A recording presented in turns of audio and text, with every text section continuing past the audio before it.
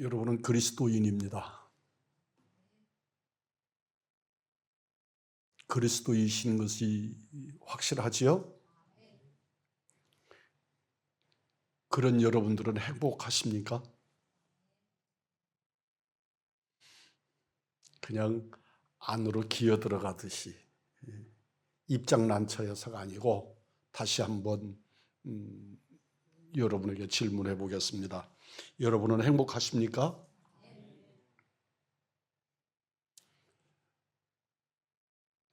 질문도 쉽지 않고 대답도 쉽지 않습니다. 누구도 나는 행복하다, 자신 있게 말할 사람들이 많지 않으나 우리들 최소한 행복하려고 노력하는 우리들이어야 될 줄 믿습니다. 여러분은 행복하려고 노력하십니까? 어떤 노력들을 하십니까? 저절로, 자동적으로 행복해지는 방법은 세상에는 없습니다. 이 세상에는 우리가 상상할 수 없는 너무나 많은 고난이 있어서 그 이유를 다 알거나 고난의 이유를 다 설명할 수가 없습니다. 너무 행복해 보이고 여유로워 보이고 부유하게 보이고 건강하게 보이고, 그런데 마냥 그 모든 것들을 다 가진 사람은 없습니다. 고난은 신자나 불신자 모두에게 일어납니다. 이 세상에 꿈을 꾸지 않는 사람이 없지만 반드시 꿈대로 되는 것은 아닙니다. 모두가 다 열심히 살고 노력하지만 열심히 산다고 다 잘 되는 것도 아닙니다. 오히려 악인이 더 잘 되기도 하고 착한 사람이 착하다는 이유 때문에 고난을 당하기도 합니다. 누구나 건강을 원하지만 다 건강하지 않습니다. 삶의 무거운 환경이 폭풍처럼 몰려올 때 이유도 모른 채 내가 불행할 때 우리는 그 일에 대하여 어떻게 대처해야 합니까? 우리 모두는 상처를 안고 삽니다. 본문에 건강 문제로 고민하는, 자기 일생을 건강 문제로 상처투성이로 살아가는 한 여인이 있습니다. 이 여인은 성경은 그 여인을 가리켜서 혈루병 여인이라 그렇게 소개합니다. 그 병으로 그 여인을 대체하고 있는 겁니다. 혈루병은 만성 출혈병으로 부인병에 속하는 병입니다. 이 병이 계속되면 결국 악성 빈혈이 생겨서 생명까지도 위험해집니다. 문제는 성경은 이 병을 부정한 병, 그러니까 하나님께로부터 징계를 받아서 생겨난 병으로 규정하고, 율법은 부정한 병에 걸리면 사람들과 함께 살지 못하고 격리시켰다가 일정한 기간이 지나가고 난 다음에, 그가 혈루가 그치고 일정한 시간이 지나가고 난 다음에 제사장의 확인을 받고서야 일상으로 복귀할 수 있는 병이었습니다. 43절입니다. 이에 12해를 혈루증으로 앓는 중에 아무에게도 고침을 받지 못하던 여자라고 소개합니다. 그는 1, 2년이 아닙니다. 12년이나 이 병으로 고난을 겪고 있습니다. 어느 학자들은 이 12이라고 하는 숫자에 대해서 집중하면서 꼭 12년을 말하는 것이 아니고 무한대의 시간을 의미하는 것이다. 그러나 얼마 동안 아팠는지 모른다, 그렇게 설명하는 이들도 있습니다. 치료받기 위해서 그는 노력했습니다. 유대인으로서 그가 갖는 절박감을 한번 생각해 보십시오. 혈루병이라고 하는 병을 가진 것은 유대인이나 이방인이나 다 똑같은 병일 것입니다. 그런데 이 유대인들이 갖는 혈루병에 대한 인식은 일반인들과는 좀 다른 것이었단 말입니다. 다른 사람들은 그 병 때문에 고생을 하고 있는데 비해서 유대인들은 그 병이 주는 사회적인 편견 때문에 더 많은 고통과 괴로움을 겪고 있는 것입니다. 그 절망감을 우리 한번 역지사지해 보십시오. 유대인으로서 하나님 앞에서 신앙적으로 종교적으로 부정한 병을 가졌으니 그 큰 고통은 가히 상상하기 어려울 것입니다. 어느 날 갑작스럽게 찾아온 고난 가운데 허적거리는 우리들의 모습과 이 여인이 크게 달라 보이지 않습니다. 우리도 이 여인처럼 고통당할 수 있고, 그것도 갑자기 고통이 시작될 때 우리는 어떻게 해야 합니까? 오늘날 갑자기 내게 중병이 선고됩니다. 그저 보편적인 건강검진을 했는데 상상도 해보지 않은 중병을 선고받았을 때 여러분은 그 중병 앞에서 어떤 태도를 취하시겠습니까? 이럴 때 나를 제일 먼저 찾아오는 것은 여러 말할 것 없이 두려움입니다. 죽음에 대한, 그리고 그 다음의 관계에 대한, 그리고 자기 인생에 대한 두려움이 나를 엄습합니다. 혈루병에 걸려 살았을 이 여인이 지난 12년은 한마디로 두려움 그 자체였을 겁니다. 내가 하나님께 벌받았다는 두려움, 내 병은 결국 못 고칠 것이고 죽음으로 종결될 것이라고 하는 두려움, 비난받을 두려움, 발각되어져서 공동체로부터 내쫓김을 받을 것에 대한 두려움, 그런 두려움 등등이 이 여인을 짓눌렀을 것입니다.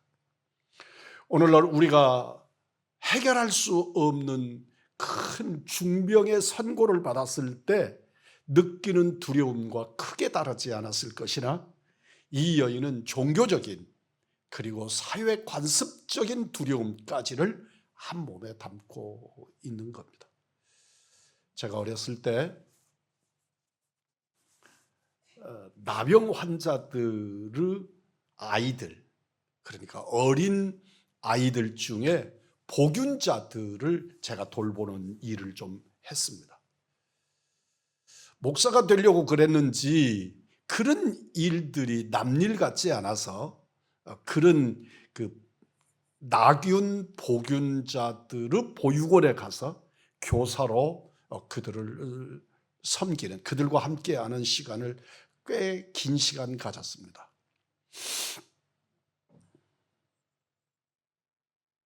그 아이들은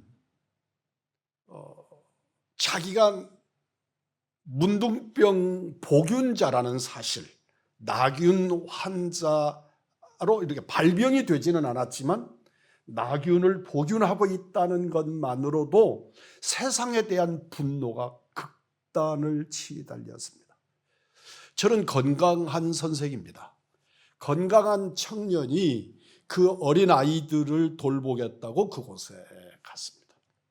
그런데 그 아이들은 저에 대한 불신이, 나는 자기들을 돌보기 위해서 그곳에 왔는데 그곳을 돌보겠다고 온 그것만으로도 저에게는 굉장한 결단이 필요했는데, 저는 그들과 함께 하면서 그들이 저에 대한 분노를 감당할 길이 없었습니다.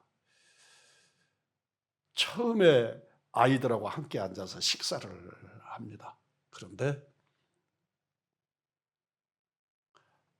아이들이 일부러 그러는 겁니다.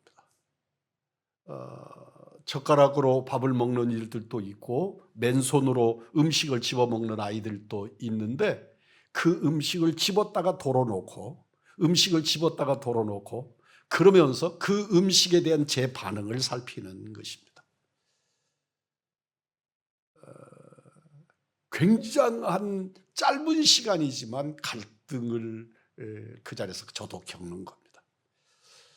그리고 음식을 같이 먹고 아이들과 함께 씨름하고 둥글고 그런 세월들을 한 3, 4개월 정도 지나고 나니까 이 아이들이 저에 대한 편견을 버리고 어떤 이들은 선생님 여기 더 있지 마라, 또 어떤 이들은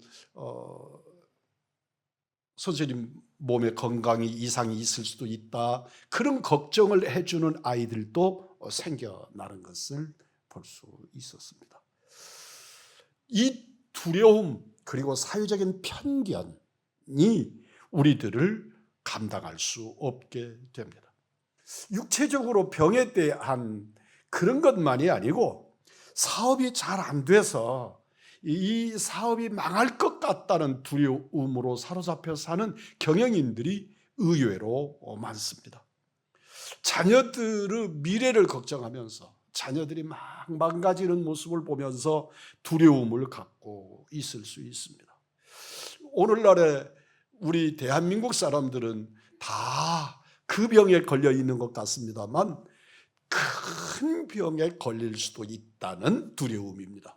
그래서 내가 어떤 조그마한 것만 증상이 나타나도 혹시 내가 그건 무슨 암은 아닐까? 내가 무슨 그 병은 아닐까? 그런 두려움에 사로잡혀 사는 겁니다. 두려움의 문제는 두려움 자체를 제외하면 두려움을 주는 실체는 아무것도 아닙니다. 두려움은 두려움 자체만 두려워하는 거지 않으면 아무것도 그 두려움이 나에게 뭘 주지는 못한다는 것입니다. 우리가 살다 보면 대부분 두려움은 소리만 요란한 공포탄일 경우가 대부분입니다. 두려운 감정은 있으나 두려움의 실체는 없습니다. 하나하나 양파 껍질을 벗기듯 벗겨가면 그 두려움의 결론에는 아무것도 없는 것이죠. 워헌 맥마너스라고 하는 목사님이 사람들이 갖는 두려움의 실체를 조사해서 낸 통계를 보면 우리가 두려워하는 것의 40%는 일어나지도 않고 나와는 무관한 것이라는 겁니다. 100의 두려움을 상정해 놨을 때 40% 정도는 일어나지도 않을 뿐만 아니라 나와는 무관한 두려움을 갖는다는 겁니다. 약 30% 정도는 두려워해봐야 소용도 없는 또는 과거적인 일들이라는 것이지요. 12% 정도는 조금은 쓸데없는 두려움이지만 자극이 있는 그런 두려움 정도고, 여러분 한 10% 정도의 사소한 두려움이 실제적일 수 있는데 정말로 두려워할 만한 것은 우리 일생의 두려움 중에 8% 미만이라는 것입니다. 100%니까 어렵지 8% 정도라면 우리 한번 해볼 만하지 않겠습니까? 실체 없는 두려움을 이겨내는 가장 좋은 방법은 무엇도 아니라 그 모든 것과 부딪히면서 내 안에 하나님을 모시는 것인 것을 믿으시기를 주의 이름으로 축복합니다. 내 삶의 모든 문제를 일어나는 실제적이든지 의미가 있는 것이든지 가치가 있는 것이든지 의미 없는 것이든지 그 두려움을 하나님께 맡겨드리고 믿음으로 그 일과 사건에 접하는 겁니다. 여러분은 어떤 문제를 두려움으로 시작을 해서 하루 저녁을 꼬박 잠을 전혀 자지 못한 채 두려움으로 뜬 눈을 새본 적이 있습니까? 어떤 사람이 재판을 받습니다. 오늘 이 재판의 결과가 내가 교도소에 갈 수도 있고 가지 않을 수도 있다. 그날 밤에 그는 한숨도 자지 못하고 그 밤을 날밤으로 세우는 겁니다. 건강검진을 해놨습니다. 자기 몸에 이상이 있어서 건강검진을 해놨습니다.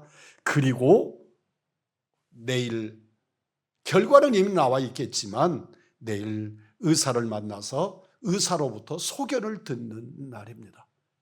그는 실제일지 아닐지 아무것도 알지 못하지만 밤새워 번민하면서 최악의 경우를 상상해 가면서 그렇게 그 밤을 날밤으로 세울 수 있습니다. 실체 없는 두려움을 이겨내는 가장 좋은 방법은 하나님께 맡겨드리는 것입니다. 살아도 주를 위하여, 죽어도 주를 위하여.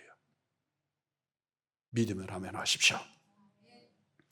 먹는 문제 때문에 두려워하고 염려하는 사람에게 우리 주님은 마태복음 6장 30절에서 이렇게 말씀합니다. 오늘 있다가 내일 아궁이에 던져지는 들풀도 하나님께서 이렇게 입히시는데 하물며 따라서 해봅니다. 너희 일까 보냐. 주의 보혈로 값주어 사신 나에 대하여 우리 주님은 그리고 나에 대하여 말씀합니다. 믿음이 적은 자여. 믿음이 적은 자여. 주여 주님께 맡깁니다. 그리고 깊은 잠을, 맛있는 잠을 자시는 우리 믿음의 식구들이 되기를 주의 이름으로 축복합니다. 우리 두려움의 문제는 두려워할 실체가 있어서가 아니라 하나님께 그 문제를 맡겨드리지 아니하는 데서, 믿음이 부족한 데서, 작은 데서 생기는 일이라고 주님은 말씀합니다. 믿음이 적은 자들아. 오늘 이 시간에 하나님 존전에 나오면서 그저 주일이니까 어떤 때는 습관처럼 오늘 이 자리에 예배자로 나오셨지만 나오실 때 정말 마음의 고통 때문에, 마음의 걱정 때문에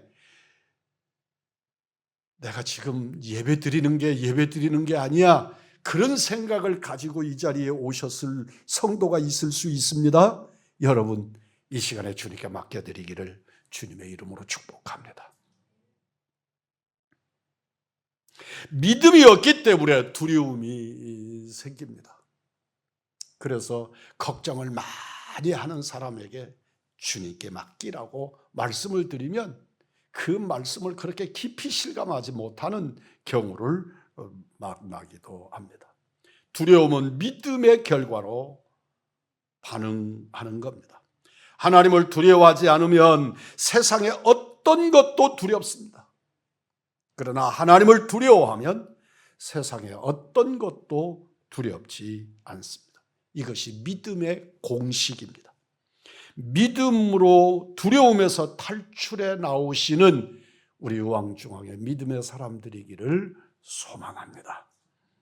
고난으로 겪는 불행으로 처음에는 죽을 것 같습니다. 그러나 시간이 가면서 고통도 점점 줄고 일상화됩니다. 이때 조심할 것은 불행에 익숙해지는 것입니다. 세상을 살다가 너무 험한 세월을 오래 살다 보면 내게 무슨 그런 생각으로 불행을 정당한 것으로 받아들이는 경향이 있습니다. 저는 군대 생활을 만 36개월을 했습니다.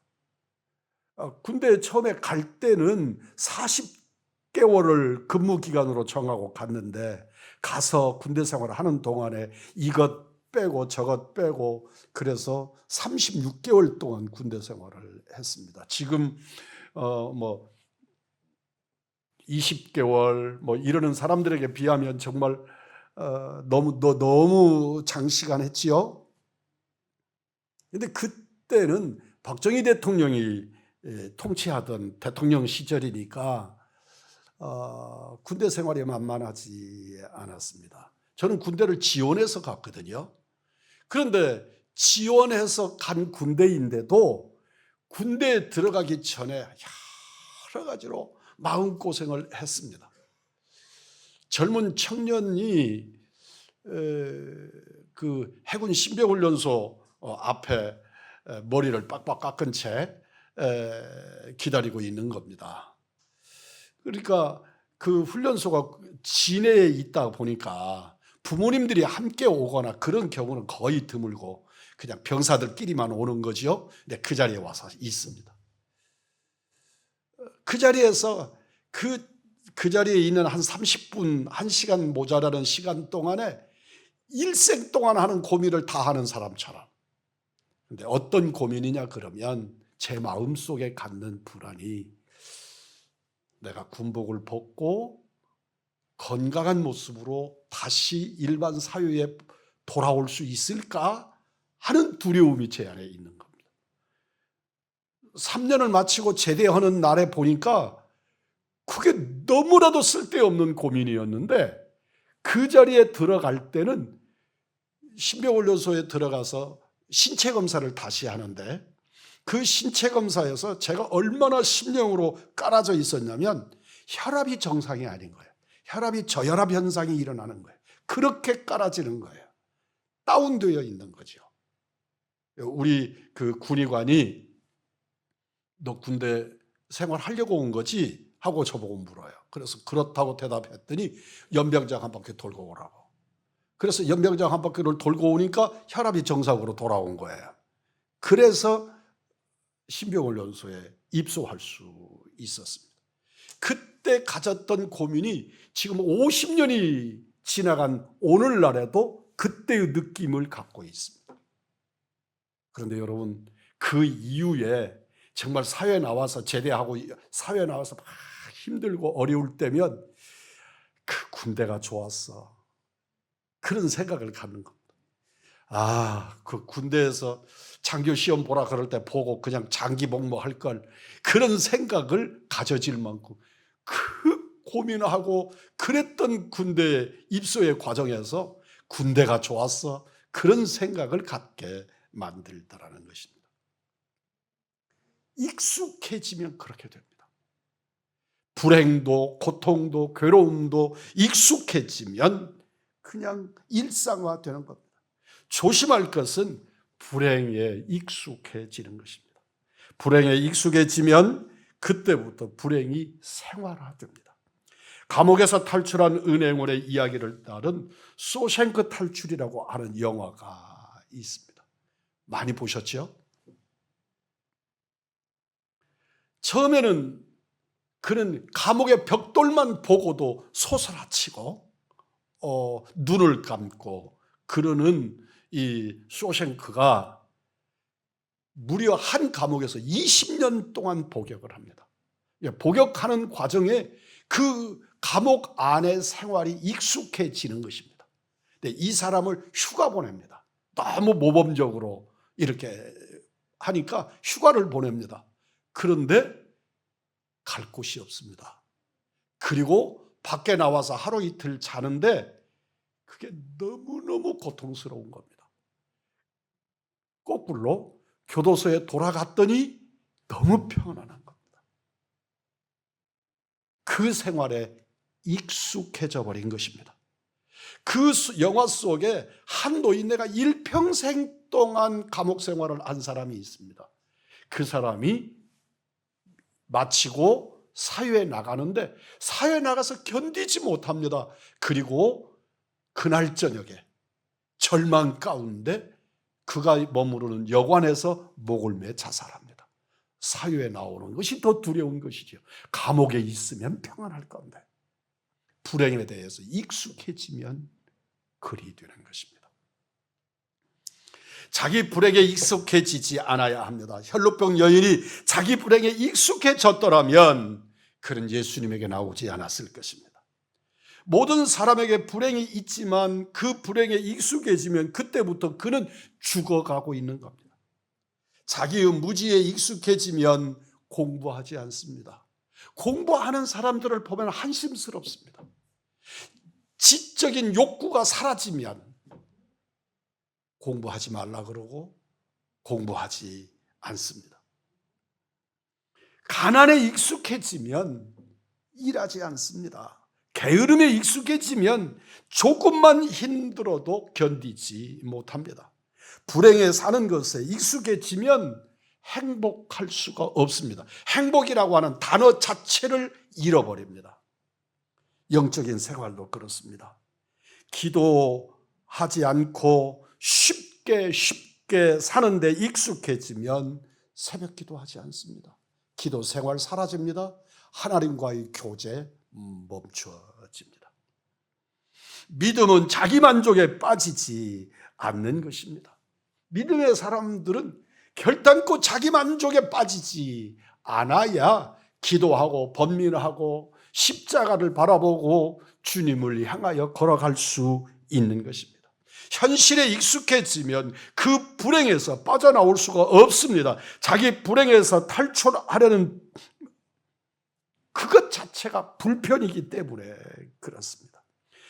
발전하면 자기 포기로 진행됩니다.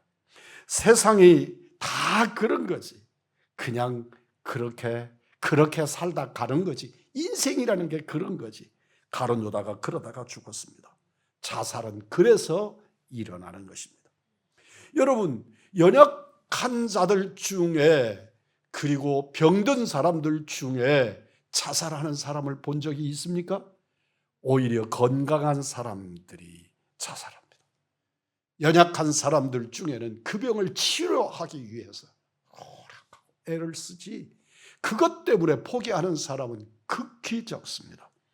가장 나쁜 것의 결과는 현실 도피입니다. 도피는 자기에게 찾아온 불행을 정면 승부하지 않고 도망가는 것입니다. 우리가 어떤 일로부터 도피하면 도피한 그곳에서 반드시 고통을 당한다는 것이 도피의 공식입니다. 그러니까 내가 도피해서 피해가면 그곳에서 피해지는 것이 아니라 더 큰 고난을 맞이하게 된다는 것입니다.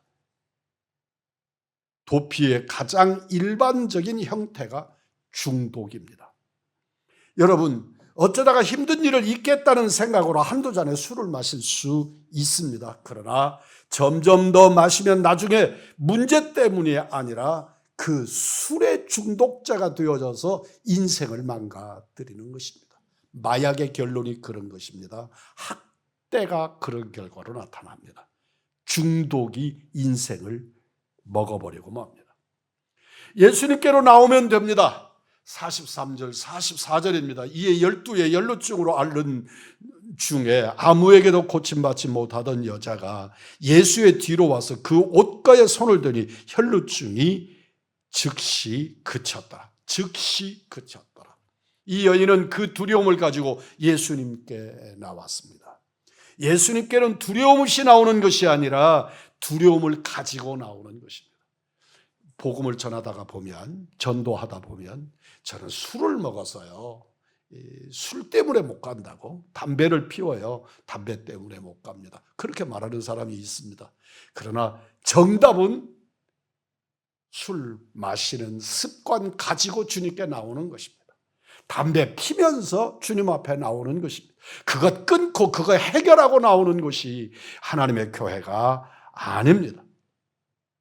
고통 없애고 나오는 것이 아닙니다. 고통 해결받고 오는 것이 아닙니다. 그 고통과 함께 오는 것이 하나님의 교회입니다.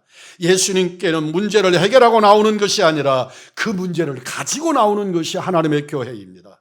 예수님께 와서 지금까지 자기가 붙었던 것들을 내려놓는 것이 믿음입니다. 44절입니다. 예수의 뒤로 와서 그의 옷가에 손을 대니 혈루증이 즉시 그쳤더라. 여인은 예수님께 나올 뿐만 아니라 예수님의 옷을, 예수님을 만졌습니다. 이것은 율법에 의하면 금기입니다. 부정한 병을 가진 사람들은 사람들 속에 끼어 살아서도 안 돼요. 다른 사람과 접촉해서도 안 되는 병입니다. 사람들 속에 있어서도 안 되고 만지는 것은 더욱더 불가능합니다. 그런데 이 여인은 예수님에 대한 믿음이, 예수님에 대한 신뢰가 예수님에게 쫓아나왔고 사람들 속에 끼어서 예수님을 만지는 일을 거침없이 행합니다. 예수님 뒤로 와서 예수님의 옷을 만진 여인이 붙잡은 것은 예수님이 아니라 하나님이셨습니다. 이 여인은 다른 환자들이 자신의 불행 때문에 탄식하고 있을 때 그는 예수께 나와 예수님 옷, 하나님을 만진 것입니다.